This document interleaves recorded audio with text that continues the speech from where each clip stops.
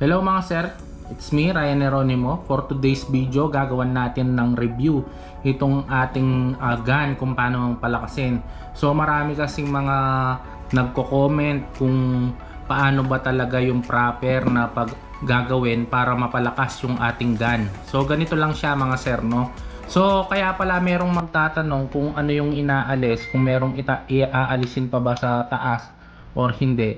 Yung sa akin kasi, nung pagkabili ko, wala na siya dito.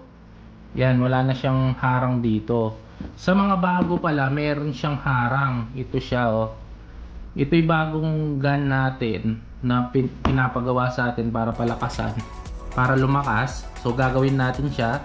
So napansin ko sa mga bago, meron pala siyang ano dito, stopper din sa taas. So bukod sa kanyang loob, meron din siya sa labas. So yan yung gagawin natin, aalisin lang to. Yan mga sir, yung harang na yan, yung stopper. Kasi kung mapapansin mo, yan yung nagiging dahilan kung bakit hindi mo bumubuka yung sa kanyang, dito sa kanyang center. Pag ina-adjust mo, hindi siya gaanong bumubuka. Unlike dito sa atin na naka-adjust na. So yan, kapag inikot mo, yan, bubuka siyang maluwang dito. So yun, kapag bumuka yan, lalakas yung pressure or mabubuga niya na maayos yung tubig. So ganyan yung gagawin natin. Itong original by default sa kanyang standard na pagkakagawa, no, yung pagkakadisenyo, hindi siya bumubuka dito sa kanyang opener kasi meron siyang stopper dito.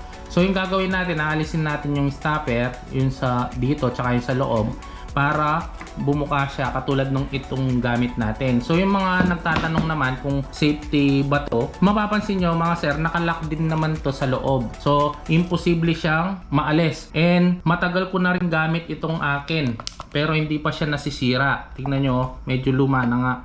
Oh, yung pagkakaano, ito yung bago, napakalayo ng diferensya. Yan, no. So yung gagawin natin, bibilisan lang natin to mga sir, no. Kasi yung purpose naman ng video na to is para ma-inform lang kayo kung paano siya kalagan. So meron lang siyang 4 na tornilyo dito. Yan, kakalagan lang natin siya. So yung sa iba pala, kaya pala nagtataka sila, yung kasing sa aking video, yung nauna kong video, yung inalis ko lang yung nasa loob. So yung di ko napansin, yung mga bagong bili pala, meron silang stopper dito sa labas. So yung sa akin siguro, accidentally nung pagka ano niya, naputol agad yung sa aking gun. Wala akong inalis sa labas. Kaya yun yung nangyari, sa loob lang yung inalis. So pagka alis ng 4 na tornilyo, maalis ito, tsaka to. So alisin natin, yan. Ito yung kanyang harang. Yan, yung may arrow dito. Yan, ito.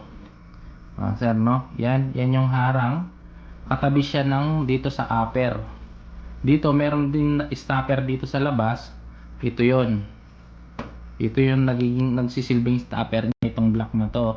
Ito naman dito sa loob yung nagsisilbing stopper niya, itong red. Puputulan lang natin yan para madali siyang umikot. Gagamit lang tayo ng knife. Pero kung meron kayong ibang way para maalis to, mas better. Pero ako dahil ito yung available kong tools sa ngayon, tsaka madali naman siyang alisin, so ito na lang. So yan. So wala na siya. So kapag umapak siya dito sa block, hindi na siya mahaharangan. Yan, makaka-rotate siya ng 360 degrees. So papapansin mo, kapag inikot mo siya, bubuka siya.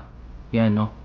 Di siya katulad nung dati na kahit ibuka mo, hindi siya gaanong bubuka. So yun yung nagiging dahilan kung bakit parang mahina yung ating gun, kasi meron nakaharang dito. So gamit to, bubuka siya, so walang haharang dun sa tubig. So yan, nagawa na natin. So gagawin natin, babalik lang natin yan, tapos puputulin din natin to.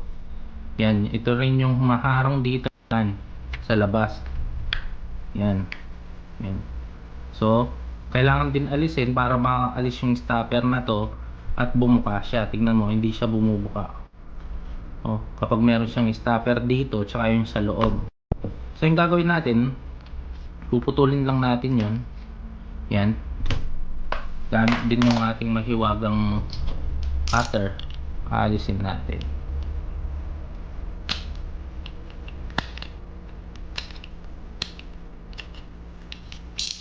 Ayan. So naalis na siya. So yan, makakaikot na ng malaya yung ating gun na magiging dahilan para lumakas yung kanyang buga. Yan. Yan. Yan mga sir.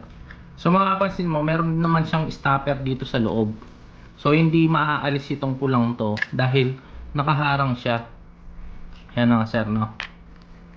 Lagay lang natin. Tapos na. So sa mga gustong makita kung ano yung performance nito, panoorin nyo yung isa nating video doon in pinaandar natin to. So ito lang short video na to para sa mga nagtatanong kung paano ba talaga, minsan naguguluhan. Yun pala yung tinatanong ng ibang nagko-comment, yung nandito sa part. Kasi yung sa akin sa isang video ko, yung sa loob lang yung inalis ko dahil wala na. Yung sa akin nung pagkabili ko, wala siyang ano dito, stopper dito sa ito, nakaalis na or naputol siguro sa mismong nung pagkabili ko, naputol na. So yan mga sir, natapos na na-adjust na natin yung ating gun. So pareho na sila nung luma natin. So yan, yung gagawin natin, ibabalik na natin to sa kanyang bagong sa kanyang box para ma-isoli na natin sa may-ari. So ito yung kanyang box mga sir. So ibabalik na natin siya. Ayan. So bagong bago, hindi pa nagagamit. Ayan, no. Mga sir, bago, hindi ko nagagalawin to mga sir para hindi siya magulo, no. Pero ito yung kanyang mga fittings, so ayan, dito siya. So yung ganya, ibabalik ko lang siya dito. Ayan. So yan mga sir, no, sana meron kayong natutunan dito sa ating video. Sana natulungan ko kayo para palakasin yung inyong Boss Easy Aquatac na ganun yung gun.